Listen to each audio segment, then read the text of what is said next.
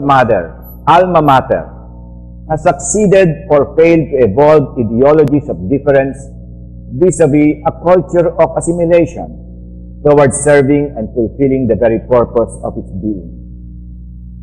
This lecture does not intend to celebrate or eulogize the present state of the university by tracing the chronology or a logical progression of events as having occurred in a historical continuum. Rather, it intends to seek, under the broad framework of transformative dynamics, positivities and contestations, no matter how atemporal or disparate they may be, and how they can contribute towards a fresh discourse of knowledge and academic reality, if not enlightenment. In this regard, the role of history becomes an indispensable dimension as both point of reference and point for argumentation. I present here the body of this lecture. Upon confirmation of this privileged assignment, my immediate impulse was to consult the compendium of well-researched historical essays by UP's eminent scholars, led by the distinguished Oscar Alfonso on the first 75 years of the university. It was indeed an interesting revelation that the initial purpose for founding the UP was very uninspiring and uninspired, to say the least. According to the superintendent of schools, David P. Barrows of the American colonial government, UP was established so public high school graduates could gain access to another public school for their professional training. Our first president, Murray Bartlett, also an American, imbued UP with a more lofty vision as a world-class university in Asia, just like similar institutions in India, China, and Japan. However, it was to be no different from other universities, except for the fact that this university must grow in Philippine soil.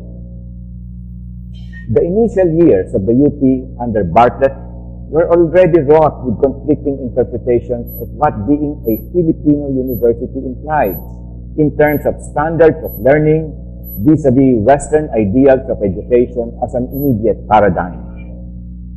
Guy Benton, UP's third president, further modeled this issue by his ambition for UP not only to serve the Filipino people, but mankind as well, to make the University of the Philippines the mightiest possible instrumentality for the advancement of civilization in this island, in the Far East, and throughout the entire world.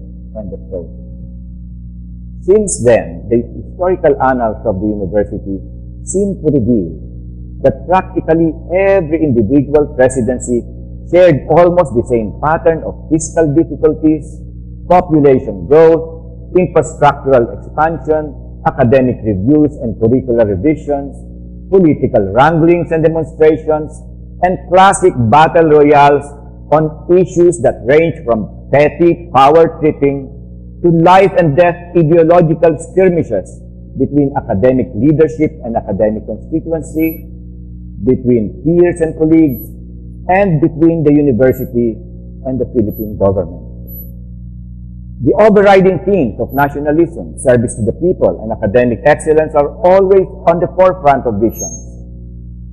At the same time, one cannot but discern the elusiveness of their definitions and contextualization, as well as contradicting, if not hollow or shallow interpretations, as their microcosmic relevancies appear to have been fitted merely to respond to the vagaries of the political dynamics of Philippine society that seem to be in perpetual transition even to this day. This observation hints at an existence characterized by recurring, if not juxtaposed, patterns of academic governance differentiated only by variational nuances, rather than by a progression of interlocking periods and events advancing towards a clearly defined goal, if not destiny. A much broader overview and critical assessment of the historical beginnings of the UP could also bring to light the fact that this university originated as a packaged gift to a vanquished people by its errant colonizers. Its initial shape was chiseled to the likeness and image of the colonizers' sense of civilization, order, epistemic plutocracy, social sensibilities, political organology, even under the guise of egalitarianism, democracy, and academic freedom. It was a time when culture or a culture existed only in practiced reality, and no one of the university's founding fathers seemed to have thought of finding out the role of culture as visceral in founding a people's institution. Moreover, this gift was also intended to be the very instrument and machinery to invent and manufacture a new form of humanoid called Filipino, imbued with all the faculties and qualities of a civilized being, but sad to say, with very little knowledge of an ancient past and its very own spirit self, this to say, a sense of what constitutes a civilization. It was a university of a people, orphaned by their own history and disinherited from the wealth of its own heritage. In its infancy, the UP and its constituents did not know where they belonged, who their parents and family were, who they were, and what they wanted to be. Whatever birthright UP was anointed with consisted mainly of visions of grandeur of her progenitors, consisting of merchants, missionaries, and colonial administrators that bequeathed to us a sense of subservience and inadequateness, implanting new values and definitions of power, poverty, ownership, and such aestheticized states as virtue and happiness. All these do not by all means imply that the university was not forward-looking, for in fact, if there was anything at all going for this institution during its formative years, it was a futuristic orientation, rather than an inkling of discovering or revisiting a past. And UP's conception by her colonial founders and their clones among the local elite was not wanting in models of what it could be. Furthermore, notions of liberty and freedom were attached to the package, but these were nevertheless derived from a model society that in its own civilized and educated morals perpetrated slavery, inequality, oligarchy, and prejudice. At the time this university was established, civilization was conceived as a monopoly of the West, and that the Filipinos' pre-colonial sensibilities were diseases that needed to be cured by a university education. It would appear that the goals and vision in establishing this university obfuscated all other epistemological realities. It imposed modalities of learning that are in themselves alienated constructs, culturally prefabricated and tailor-made to produce an elite class of citizenry that will ensure the continuity of the infrastructures and ideologies of the colonial legacy. In its years of winning, this university was not imbued with a sense of an ancient past from which to take off in search of selfhood, as well as its own spiritual domain and moral identity. It is therefore tempting to conclude that the UP, though not of its own doing, may have started her existence in a spiritual limbo. During the stewardship of Jorge Bocobo between 1934 and 1939, the word nationalism was given a pragmatic meaning, as he defined patriotism as 1, the belief in the country's destiny, 2, a pure and spotless character, and 3, the preservation of racial heritage and the conservation of Filipino customs and traditions, at the same time fully appreciating the universal heritage of culture and the soul. For the first time, the university was steered to look back to a pre-colonial heritage and to culture itself in both its universal and localized domain.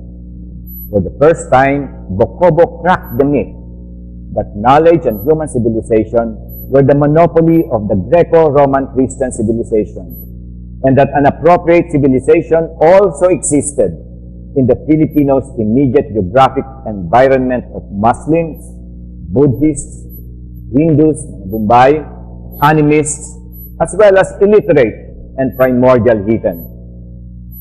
In the period of 4 summers between 1934 and 1938, Bukobo sent out a research team of artists on an archaeological mission to collect artifacts of music and dance from the non-literate communities from Apari to Jolo. These bold and unprecedented actions do not necessarily mean that the entire orientation of the Bukobo administration was able to extricate or free itself from the linear dichotomy between concepts of the civilized and the uncivilized, the old and the modern, or between mythology and knowledge. In fact, the raw artifacts were later stylized, recomposed, and choreographed according to Western artistic standards by many of our now national artists, including Antonino Benaventura, Felipe Padilla de Leon, Lucio San Pedro, and Francisca Reyes Aquino.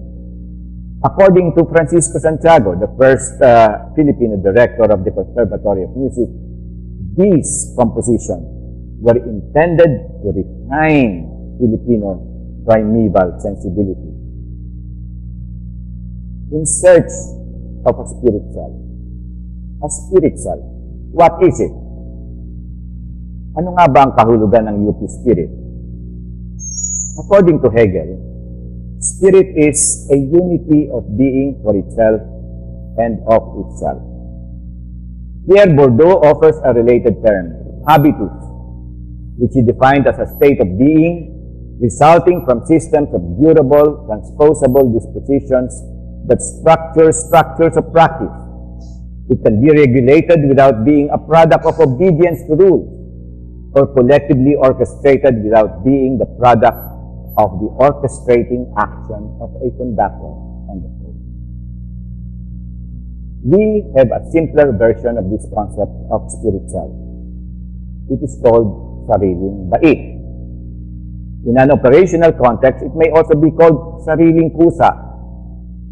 These two attributes have myriads of sub-meanings, all pointing to a state of self-maturity. Meron na ba ang UP ng sariling bait?